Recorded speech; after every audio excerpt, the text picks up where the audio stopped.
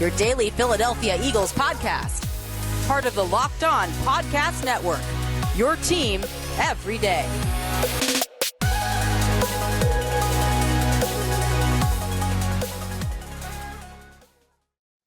What's going on, Eagles fans? Welcome into another edition of your daily Philadelphia Eagles podcast. It's the Locked On Eagles podcast, as always, part of the Locked On Podcast Network, your team every day. We thank you for making Locked On Eagles your first listen each and every day throughout the week, Monday through Friday, 5 episodes a week. You'll hear myself, Lou DiBiase, and my co-host, Gino Camilleri. Wherever you get your podcasts, we're available on all platforms. We're available on YouTube and Twitter at Locked On Birds, at GC24_football, at DiBiase LOE. It's a Tuesday edition of the show. We're continuing to dive into a loss, but a moral victory against the almost said the Las Vegas Raiders, the Los Angeles Chargers.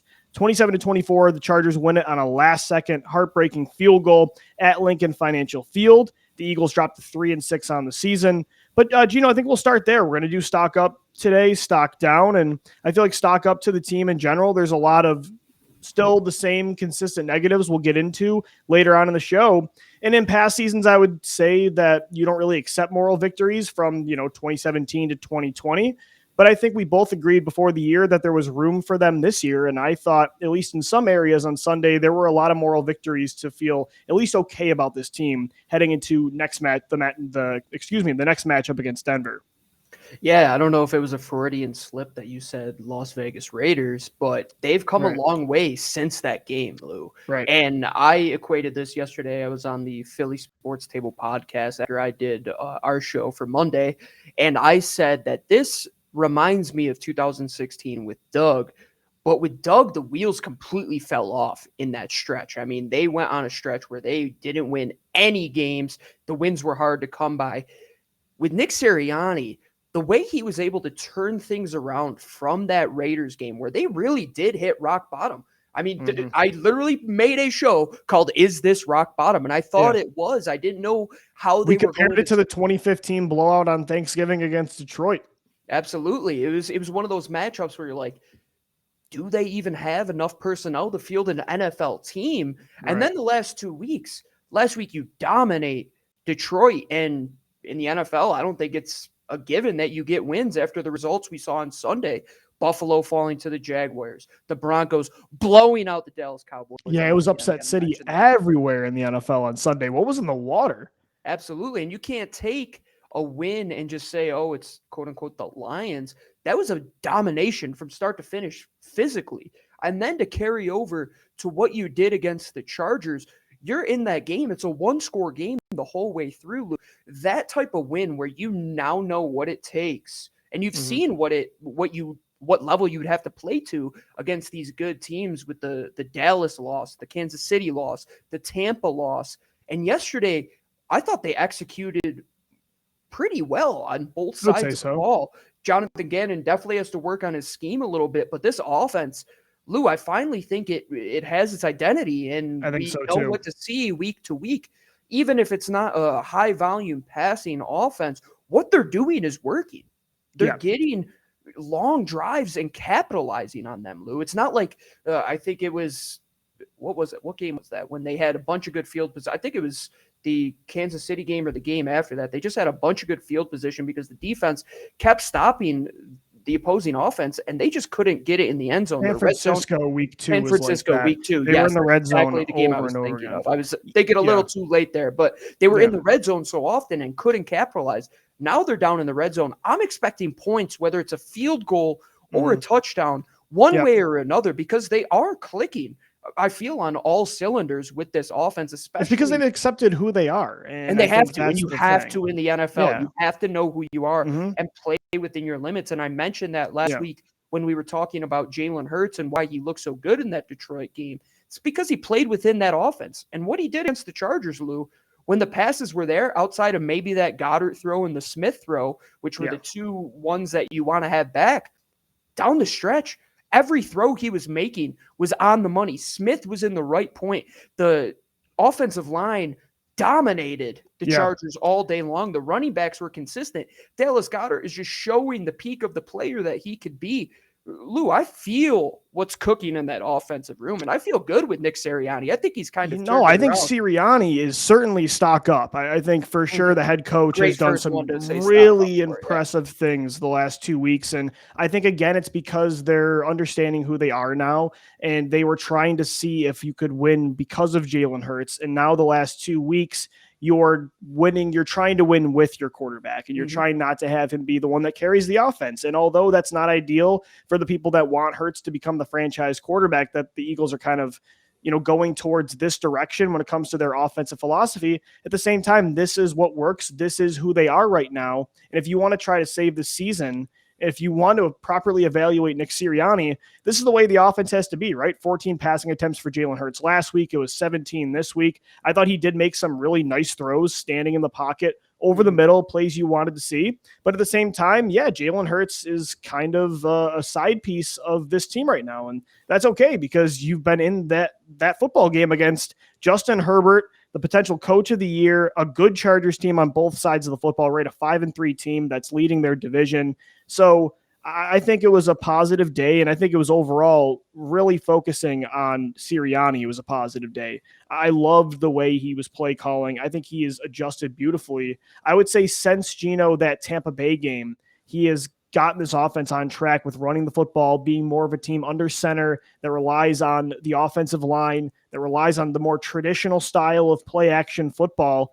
And I think he's getting this team right. And the one thing that you've never been able to criticize Sirianni for is his ability to get this team to fight all the way till the bitter end. And that's something that's really important for a first-time head coach, is to get guys to buy in. And I think his press conference yesterday on Monday was an excellent follow-up to that game. He was asked questions about what can Johnathan Gannon do? What did Jalen Hurts do right? And what did he do wrong? Like, how can you coach him up? And it always came back to Coach Sirianni. He's like, I have to do better coaching him up in that situation. He had a breakdown in regards to that play to DeVonta Smith, where he's in the back corner of the end zone. He laid it out perfectly for the media. They thought it was a blitz. They thought it was going to be a 6-man pressure. It turned out that they sent the Mike linebacker back. It turned out to be a 5-man pressure. They drop a man into coverage, and he said, okay, this is what we could teach Jalen from that. And that's excellent. That's what I've wanted to see Nick do with Jalen. And in those first games, when it was like they're just forcing so many things, you don't know what you could work on, what really is going well. And then when you slow it down and you isolate Jalen Hurts in those situations where he can win, I thought yesterday, Lou, how they set up the play action game on top of the run, the motion that they continue to have the last 2 weeks in this offense. Thank God, because they were like dead last in the league before that throughout the majority of the season, despite having the personnel that most teams don't, that you want to use in motion pre-snap. And they kind of have to an extent, because when you don't have that personnel, you have to make it a little bit tougher for a defense to scheme against. And we could say the opposite for Johnathan Gannon. He keeps it very vanilla. I think Nick Sirianni in the last 2 weeks especially, and then after the first 2 series of that game when they were really pass heavy, then he said, okay, we got to get back to what's working. Run the ball, keep the ball out of Justin Which is Herbert's good, because hand. some coaches struggle to, once they're in a mode, to get out of it. And I feel like throughout this season, when they went to the pass, they did not go back to running the football. So I think, again, you're seeing it more, the evolution of Nick Sirianni throughout the season. You wanted to see that in Jalen Hurts as well. You saw some signs, though, even with Hurts on Sunday, that could show, okay, he only threw 17 times. But some of the completions he was making, maybe we can start to increase his workload again as the season goes on, or at least feel more confident if you have to do that in a game where you have to pass the football to keep up with some of these teams that you're playing. But overall, I think Nick Sirianni, a huge positive that he's been able to scheme this team into success on offense through the past few weeks. So certainly stock up to Nick Sirianni. And Gino, I think we got to talk about DeVonta Smith too, right? I mean, stock up to wide receiver DeVonta Smith, and stock up to Sirianni for getting Smith more involved. What this guy is doing, considering the circumstances this year, is pretty incredible. He's on pace for just over 1,000 yards, 4 touchdowns, and 72 receptions. He's third in 20-plus yard receptions in the NFL since week 4, and that's with a quarterback, again, that has rarely targeted the middle of the field. He did better targeting Smith over the middle against Los Angeles. I'm going to say Vegas. I don't know why. And I think Hurts has made it tougher on Smith when it comes to accuracy. I think too, Sirianni's been so focused on getting Rager and Watkins these manufactured touches because they can't win in the same ways as Smith. So considering all these circumstances, for Smith to still be doing what he's doing is impressive. And he looked like your best player on offense against the Chargers. Yeah, stock up to me for telling you that he was the best of the 4 Alabama wide receivers 3 years ago. And you were telling me that in 2018. So it wasn't just like a 2020 when he won the Heisman, which is an obvious take. Once he caught that pass in the national championship game to lock it up, you go, this kid's a winner. And then to see what he does over the next 2 seasons at Alabama when he is the guy and he comes to the NFL in this Eagles offense as the guy, Lou. Now only the second rookie wide receiver in the last decade nearly since Jordan Matthews to go over 100 yards in 2 games. But the thing about Jordan Matthews' situation was he was not the guy. Jeremy Maclin was there. DeVonta Smith has the number 1 cornerback on him every single game, and he just wins wherever he plays, Lou. That's the thing. Matthews was winning in the same areas all the time that year and throughout his career in Philly. Smith is making plays all over the everywhere. field. Yeah. Everywhere. You're getting involved in the short areas so you could use his yards after the catch. I love what he does on the sidelines. I just think his ability to understand where he is on the field, his ability to create catches outside of his body, the understanding of just how his body works and his balance to stay in bounds a lot of those time, get 2 feet in. It's like every time the ball is near him and he has a chance, I feel like he's going to catch it. He might have 1 or 2 concentration drops a game. Still a rookie. He's going to continue to get better. But what he has done, not just in the pass game, Lou, but blocking. I don't know if you saw the Audible clip last week after the Detroit game where they put out all the clips of DeVonta Smith. And you're talking about the Hurts run, right? Yeah, the Hurts run where he's out on the corner blocking his butt off. And he's doing that every single game. Most of these premier wide receivers want nothing to do with blocking. Well, and Smith, the knock on him coming into the NFL was that he's small and could get, out physicaled in the NFL. But like you see the one play on 3rd down yesterday where Smith absorbs 2 hits in traffic to bring down that football. So he's transitioning. It's so nice to finally be able to talk about a true wide receiver 1. And it's especially satisfying considering we've had to watch DK Metcalf and Justin Jefferson and CeeDee Lamb ball out and Jalen Reagor not ball out and JJ Arcega-Whiteside not ball out. Do we want it to have to be 3, a second-round pick, a first-round pick, and then another first-round pick to finally get it right? No, obviously you want to hit on the first, but 3rd time's the charm. At least they do have that player finally. Yeah, at least they finally did it. I mean, you wish you didn't have to take as many swings, but you've got the player now, and I think there's no doubt about it. So stock up definitely to DeVonta Smith. Who else you got? Yeah, just one more point before we go off. Yeah, no, go ahead, for sure. 2017 running back class because James Conner had that excellent game for Arizona a couple days ago, and we're talking about how we got Donnell Pumphrey, right? But since then, Miles Sanders, Kenny Gainwell, Jordan Howard's back in the fold. Boston Scott, they found off of waivers. It's like when Howie does make a mistake, he's going to try and take as many swings to hopefully make it better. And DeVonta Smith is an example of that. And yes, you want to see Jalen Reagor do more. You want to see JJ do more. But to see a guy dominate and know that you're going to have a consistent player for, I mean, Lou, this is a decade-plus type of franchise player that isn't going anywhere. It makes it easier to stomach seeing the other guys, not be on this football team, for sure. Absolutely. And, yeah, so if I had to choose another stock up, I'm going to continue with the offense because the defense is a whole nother story. But you just look at the offensive line, man, continuing to dominate. And I know. Bosa. You have a Bosa brother on the other side of the ball. He's due for 2 to 3 sacks. They kept Jalen Hurts relatively clean for the most part. And it's difficult in offensive line when Jalen likes to extend the plays. He likes to get outside the pocket. There's only so long you could hold up that type of rush. The offensive line, Nick Sirianni in his press conference was talking about getting Brandon Brooks back. Just imagine the potential. I mean, we're doing well with Jack Driscoll at right guard, who arguably is the weakest link of a solid offensive line.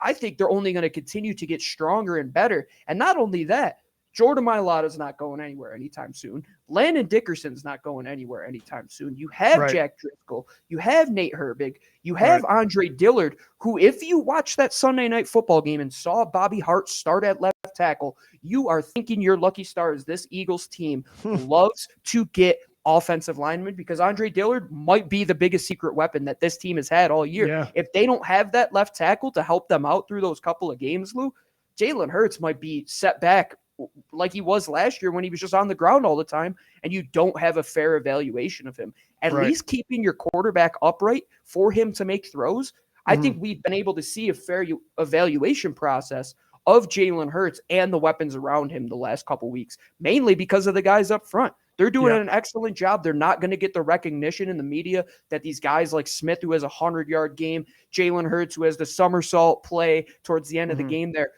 The offensive line is the core of Philadelphia, has been for 2+ decades, and is going to continue to be. And, man, I'm going to be sad the day Jason Kelce and Lane Johnson are gone because those guys, it's just clinical every single week. And to have that leadership for those young guys, I really like what they're building there, and they're going to continue to build. And that's the one pillar that they've never let crumble. That's been there forever, and they're going to continue to build up that pillar of their team. I've got one more stock up before we hit a break. I think on defense, there wasn't a lot to love, but I was really impressed for the first time in a long time by the linebackers. Or I should say 2 weeks in a row, honestly, with Davian Taylor and TJ Edwards. They're such an upgrade over Eric Wilson and Alex Singleton. I rewatched the game right before the show, and Davian Taylor was all over the field. I mean, you couldn't not notice him every play. He led the team with 6 tackles, a couple for a loss. I mean, he showed off the speed, the range, the tackling power that this team loved in the third round when it was seeming like it was a stretch of a pick in the third round. I think both of us liked Taylor and the upside, but we knew how raw he was. So we projected him more as like a 4th or 5th round pick. Maybe if you waited on linebacker longer. They took a risk, maybe overpicked him, but Gino, I thought he looked like one of the best players on defense yesterday. He made a lot of saving tackles that kept it 2nd or 3rd down because of that range and that speed. And TJ Edwards made some great plays too. I mean, you don't have your true every down linebacker yet, but I mean, from where Taylor was last year, even for a raw rookie, to where he is now, you're seeing a tremendous step in growth and development. And I was really impressed rewatching that game by those 2 linebackers.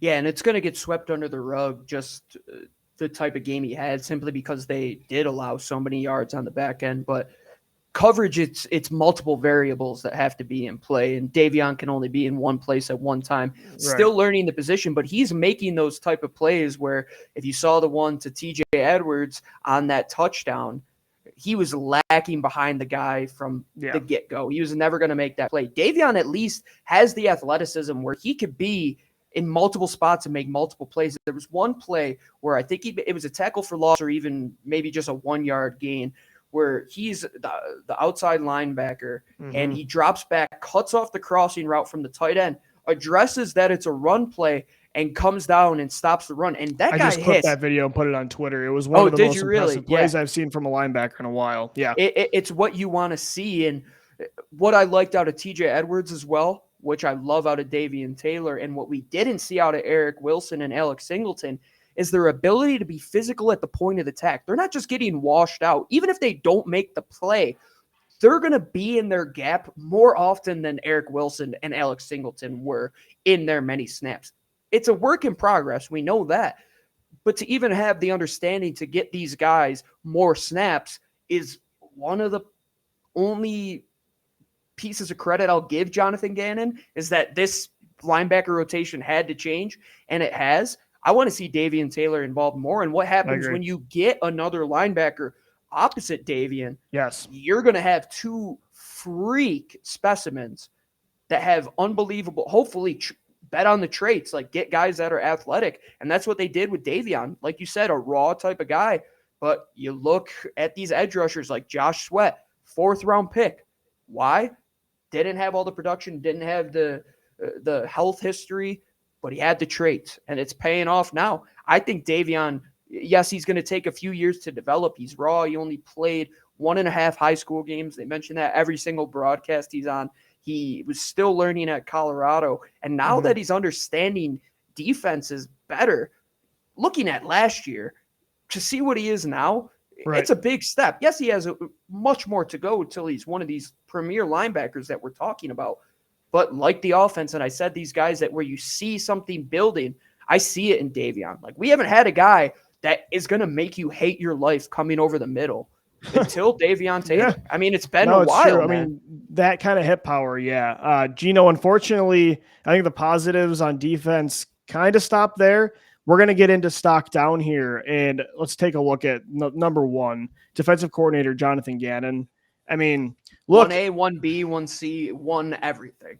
I'm frustrated because I thought we turned the corner with Gannon against Detroit. You know, they played way more aggressive. They didn't sit back and in every situation, you know, play their typical soft shell, these zone coverages that were just brutal. And teams were picking you apart every single week. Against Detroit, they didn't do that. And I'm like, okay, maybe, I mean, he listened to Fletcher Cox, who called him out. He's listening, and to Nick Sirianni, who called him out. There's a lot of people calling out Johnathan Gannon. And yet then the minute he plays another top tier quarterback, he plays, or I should say, he schemes this defense scared, soft. I mean, just zone dependent. No matter the situation, you park the bus, and especially late in the game. I mean, those final two drives, 15 plays, 64 yards, took up 6 minutes. Then the next drive, 10 plays for 61 yards, took up another 6 minutes. Justin Herbert went 16 for 16 against zone. The Eagles allow a league-high 75.5% completion percentage. You know, they're on pace to allow the highest completion percentage to opposing quarterbacks in NFL history. I mean, it's the same thing every single week, and I'm tired of – we used to get tired of talking about the same issues with Jim Schwartz every week. With Gannon, that's on another level, and it's just inexcusable. It cost you the game again. Yeah, and you could say Schwartz did a lot more with a lot less on the back end with his defense, you know, especially some of those cornerback units he had. Nick Sirianni. Right, this is the scheme for Chandon Sullivan and Devontae Bosby. Yeah, even Sidney Jones and Rasul Douglas. Yes, you know, like we would have loved for this to be the thing. Nick Sirianni did kind of throw a little slight at Johnathan Gannon when he was asked in his press conference about how do you change up the looks? How do you make it difficult for these guys to stop passes? He goes, oh, you could have guys up the line of scrimmage, playing man, playing press where you have to reroute them. And it's like, me and Lou have been saying that same thing. He goes back. We've been saying the same thing since 2017. Yeah, he goes back to playing scared, and it puts a guy like Darius Slay, who is built to play man-to-man, in such a bad position. Because speaking of bad positions, I mean, Derek Barnett's dropping back in coverage. I watched what Josh Allen versus Josh Allen did when he had that interception. He is that Sam type of little lighter type of outside linebacker, right, which you should have playing that type of role to take away those intermediate throws, but also rush the passer. Derek Barnett is not that guy. Not that guy. You're making a true 5-tech, hand in the dirt rusher play in coverage on a critical down. And not only I feel that, like this is Billy Davis all over again. I posed a serious question yesterday on Twitter, Lou. Is Johnathan Gannon worse than Juan Castillo and Billy Davis?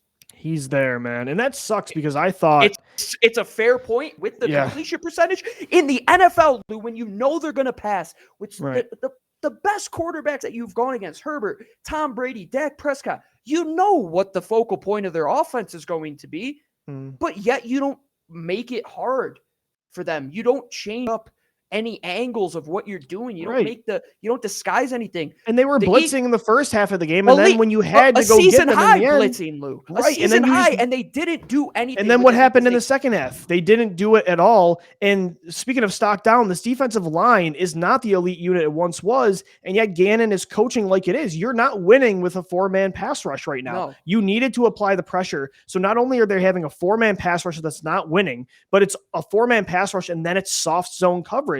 So a guy like Justin Herbert, Jared Goff is going to make mistakes like that, but a Justin Herbert, a Patrick Mahomes, a Tom Brady, they're going to carve you up all the time, and they're not going to force things and make mistakes. I know those guys feed down the field. Like, that's what they want to do. Justin Herbert wants to make plays down the field, and you have to stop that, right? It's got to be a focal point. But that's the only thing that Gannon has been focused on all year at stopping, and everything else is working. Like, Gino, if a quarterback is completing 80% of his passes, I don't care where those passes are, you are not going to win football games that way, even close ones, because in this situation, you were still in it and it was a winnable game. But that style of defense is what got the Chargers in field goal range, and you could do nothing but watch them kick the game winner as time expired. It's inexcusable. And if he doesn't adjust, I think he's going to lose his job already in year one. I feel bad for the defensive line, really, because they're getting crapped on all over the place. In reality, Justin Herbert got the ball out in under 2.49 seconds. There wasn't a sack in the NFL this weekend that fast. There was one all season that fast. And the thing is, how are you going to not play man, allow them to just throw on you in under 2.5 seconds, and blame it on the defensive front when it's your defensive coordinator's problem? It's not the back end coverage. It's not the defense. It's where these guys are lining up. They don't understand spacing in between where they're supposed to close in on zones. That comes from your defensive coordinator. Zone to them, it sounds like they just stand there. I mean, that is not even sounds like it. That's what they do. Yeah. And the thing with the blitz, people keep bringing up that they blitzed the season high amount, but they just put the guys out there and blitz. They didn't make it difficult for Justin Herbert, who is a genius. And then when you were trying to disguise it, it was Barnett dropping back in coverage, which doesn't make sense personnel-wise. So every time they tried something, I wanted to pull my hair out. It was so unbelievably frustrating. Gino, you got another stock down for us? Because I think Gannon took up most of it just because he was the glaring issue in that game. He was, and I just want to say that we've seen bad defensive coordinators in Philadelphia that had one or two weaknesses, right? Sure. Like Billy Davis, you could say, like, he didn't have his scheme. They moved to that style of defense that really didn't fit those guys. Gannon has holes everywhere. They can't stop the run.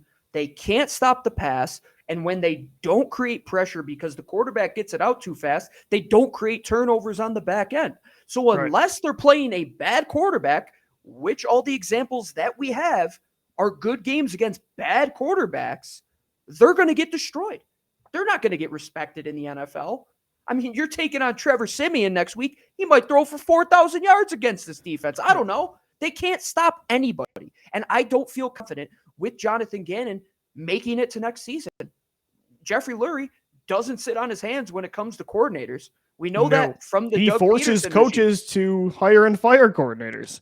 So and Nick Sirianni, he looks good, but it would look bad on him if he supported this guy through the offseason if things do not get better. Because to look at it, Lou, there's going to be a lot of turnover on that defense, but what they want to do is there. They want to get pressure with the front four. They want to cover on the back end. But if those guys aren't put in the position to where they do what they do well, like Darius Slay for playing man coverage, you're never going to win a football game like that. I hate the philosophy. I mean, I know it's what in the what NFL is the philosophy? Seriously, what is his philosophy? I don't know. The philosophy is to not get beat deep, and that's really all it feels like. Just don't give up chunk plays. That's all it feels like. And to me, I know a defense is going to lose more than win in the NFL in 2021, but I'd rather lose going for it and being aggressive. That's just my philosophy overall. And even if that kind of defense does work, Jim Schwartz's defense had success at times. I'm just never going to be on board with that philosophy. I'm just not going to be. Quote, Lou? Yeah. I think I know exactly which one is it from Jim Johnson. Eagles defensive coordinator, rest in peace, to the greatest of all time to do it. They might have done that with straight coverage anyway, so why not blitz? And they did. They did it with straight coverage. You could have blitzed 67 times. So what? They beat you. So what? If you get one or two sacks, it's a completely different game. A completely different game. One time they punt, completely different game. And they did. I have another quote from Jim Johnson too. He used to say, "We don't do crazy. If we got burned and continued to do it, that would be crazy." And that's what Johnathan Gannon does. He gets beat the same ways. Doing the same thing over and over. We've used that quote a lot when it comes to this exact discussion. Man, and it's way too many times, bro. Oh my goodness. All right, definitely stock down Johnathan Gannon. I think the defensive line too struggled. Gino, who else you got? You have to just kind of take a look still at the special teams, man. Like, I can't give them credit when the best two players are your kicker and punter, and you get no plus yardage in the return game. Which is frustrating because they have so much explosive firepower. Yeah. You would feel like for this. And why did they put John Hightower out there after Quez Watkins was raking in yards on the kick returns? quote unquote raking for the Eagles is only getting to the 23 or 24 low yard bar. line. It's just getting back to the where the John touchback Hightower is. didn't even get to the 15, and that all stems from your coordinators. I have faith in one coordinator on this team, right? Well, give it to Shane Steichen as well. But Sirianni and Steichen, if they would have got the ball back in that game, Lou, I would have loved to see what would have happened. Me too. Because I think that would have instilled a bit more confidence in me with what that offense could do and what they were doing shot for shot. They were look there. at the drive tying the game up with 6 minutes left. I mean, they made some great plays on that drive to tie the football game back up. The defense, again, going back to the defense, they just didn't give them a chance. They just needed one stop, man. One stop. Give your playmakers a chance. In the NBA, instead the final two, put in the hands of the best player and allow them to make a play. Like, even though, thinking back to the playoffs last year, Kevin Durant missed that 3-pointer because his foot was on the line by an inch. But what if they never got the ball back and he never even gets to take that shot? It's a completely different discussion. 12 plays, those final 2 drives that went, or I'm sorry, 15 plays and 12 plays. So 27 plays that went over 12 minutes. That's just unacceptable for the game situation for the Eagles defense. Gino, I think stock down one more to wide receiver Jalen Reagor. We had the conversation against Detroit because they started using him in a different way, used him in the reverse game more, pre-snap motion. I did a whole video actually on our YouTube page that said maybe we should look at Cordarrelle Patterson, look at Nelson Aguilar. Were they busts for first-round picks considering what they were picked to do? Yes, 100%. But once the expectations changed, once the roles changed, those guys became good role players in the NFL. And I said maybe that's the future for Jalen Reagor. But I don't even know about that, man, at this point. At this point, I want to use Watkins and Smith more in the areas they're trying to give Reagor the ball, easy touches, because even in those manufactured plays, he's doing nothing with it. Right now, he has 7.6 yards per reception, which is 144th out of 159 qualifying wide receivers. Yeah. He looks worse to me this year than he did last year. I mean, it's a brutal pick, and I had high hopes because of the highlight plays he was making in training camp this year, but man, Gino, I mean, he is so far behind, compared to Quez Watkins in year 2. And it sucks because I think we both really liked the pick and the philosophy behind the pick at the time. And it's just another one that's just not working out. He makes me miss Nelson Aguilar, which is saying something. Man, don't say that. But I look at this pick, Lou, and I look at Mecole Hardman, for example, right? Year 3 right now. Even if he was Mecole Hardman right now, I would take that. Hardman hasn't been great, but that's what I wanted Reagor to be right now with the expectations changing. Right, and you're in year 2, and the thing with wide receivers, it's always like that year 3 bump is the big one, and we still are going to probably see him in year 3. He is still on that rookie contract. It's just working. He's not going anywhere. No, they're not going to, and they're going to try and figure it out one way or another with him.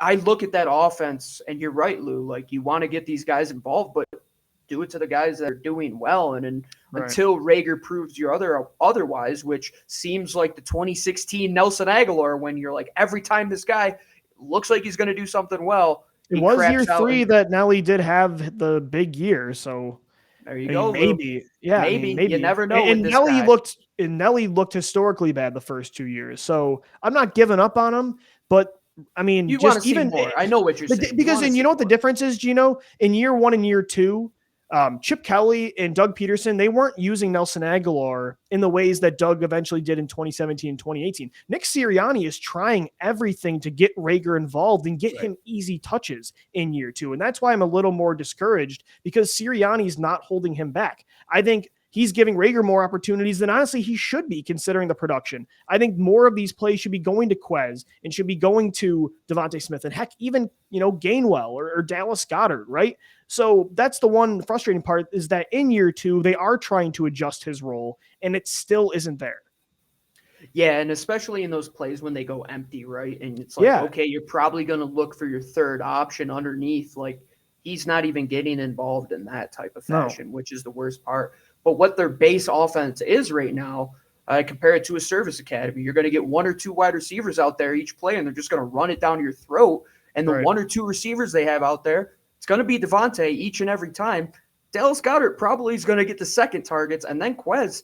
And it's like, we could get Kenny involved. We could get Boston involved.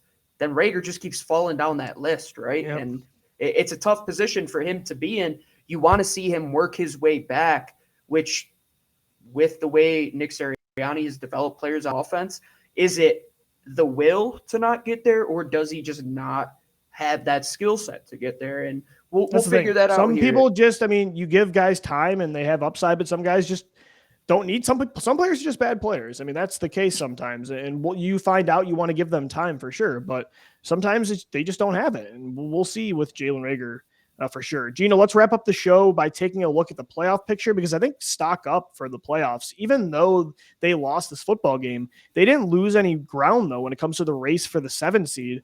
Currently, right now, because of the Carolina Panthers losing, the Minnesota Vikings lost, the San Francisco 49ers lost. We'll see what happens with the Chicago Bears. They play on Monday night against the Pittsburgh Steelers. When we're recording this, the game has not started yet. The Atlanta Falcons right now hold that 7 seed at 4-4. The Eagles are a game behind, a game and a half. They already beat Atlanta. Gino, between all those teams that I mentioned, I mean, Seattle, probably with Russell Wilson coming back at 3-5, might be the favorite to grab that spot. And I know Matt Ryan's playing out of his mind right now, but considering the Eagles' schedule and the way they played a good team like the Chargers and the way they've been playing the last 2 weeks with this new identity, I think they have as good a chance as any of these teams to grab that spot. And I don't really look at it like I did last year, where they could have won that division, right? They could have had a chance to get into the playoffs, and it's like, yeah, that team really had nothing at all. Right. And then you want that pick because you need to figure out what you have going forward, and you need more ammunition. Now, with having the Dolphins pick, having the Colts pick, having your own pick, don't even worry about the personnel. That'll figure itself out in the offseason. Now, you could build off of what happened these last 2 weeks. And if you put together a good little stretch here, Lou, you hope that carries into next year and you start strong, and you could say, okay, we made a little bit of a run last year, even though maybe we don't make it. Maybe they miss it by a game or two, but you pick up a win here, maybe against the Broncos and the Saints. I saw you had to win 2 out of 3 against the Chargers, Broncos, or Saints. Say they win those 2. Say they win 3 out of 5 of those division matchups. Yeah. In the back of my mind, I had much more confidence going into next year than I did back in 2016. After 2016, I was like, they still have a long way to go here. Like, they need to figure some things out. But the parity at the bottom of the NFC, you got to win those games against the better teams, because you don't have Minnesota on your schedule. You don't have any of these other 3 and 5 teams. You already played them. You played Atlanta. You played Carolina. Right. It's not going to get much easier. And those 3 and 5 teams that you play are in your division. So if you win those games, that's a big time matchup. And these moral victories we talk about, you don't get medals for valor. Like, it just doesn't happen in the NFL. Great quote from Merrill Reese on the Miracle at the Meadowlands #2. There's no medals for valor. But when you look at what it could mean for a young team, a young coach, a young quarterback, young pieces everywhere, I relate this to hockey. Like, there's always that young team that gets to the playoffs. Then they play a veteran team that is going to beat them in a 7-game series simply because of that reason. Yeah. It reminds me of when the Oklahoma City Thunder lost to Kobe when he was older in 2011, and you're like, okay, they're probably a year away, but this was the first thing they needed to get under their belt. And then what do? They beat the Lakers the next year. They beat the Spurs in the Western Conference Finals, and they got to the finals against Miami. So it's different, because last year you didn't really have that young core to build off of that. Whereas this year, even a wild card and out is something you can build on, because you have pieces moving forward that you're going to try to build around. And we talked about it throughout the Wednesday show last week, that a playoff run is important. And I wouldn't be rooting for it if they didn't have that Miami pick and the Indy pick. But you can, again, have the best of both worlds, and I'll take a playoff run this year 100%. And I think, again, like I said, those other teams maybe are better equipped right now to make a run, like Minnesota or Atlanta, because of their quarterbacks, or Seattle. But I think, considering Philadelphia's schedule and the way they're playing as of late, they're going to be in this thing. So it's going to be fun. Buckle up. We've got a couple good winnable matchups the next few weeks, and Gino and I have got you covered right here on Locked On Eagles. It's your daily Philadelphia Eagles podcast. You can find the show wherever you get your podcasts. All platforms. It's available Monday through Friday, 5 days a week, as well as on YouTube and on Twitter at Locked On Birds, at DiBiase LOE, and at GC24_football. We'll be back tomorrow. Until then, thank you so much for making Locked On Eagles your first listen each and every day. For my co-host, Gino Camilleri, I'm Lou DiBiase signing off. As always, Thank you for downloading. Thank you for listening. And let's go Birds. Fly, Eagles, fly.